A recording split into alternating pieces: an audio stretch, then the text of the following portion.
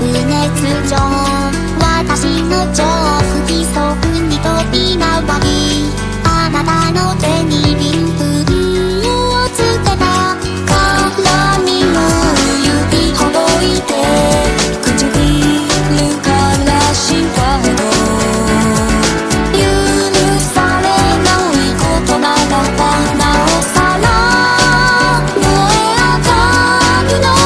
抱き寄せてほしい、確かめてほしい、間違いなどないんだと思わせてキスをして塗り替えてほしい。未学の時に愛して憧れていたいの。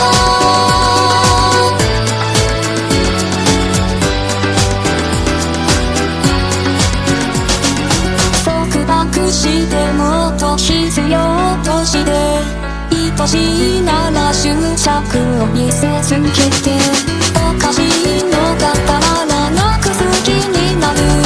いけるとこまでいけばいいよ。迷い込んだ心なら簡単に溶けてる。優しさなんて感じる暇などないくらいに、繰り返したのはあの夢じゃなくて紛れもない現実の。私たちくれてから戻れないと知る。それでいいの、誰よりも大切なあなた。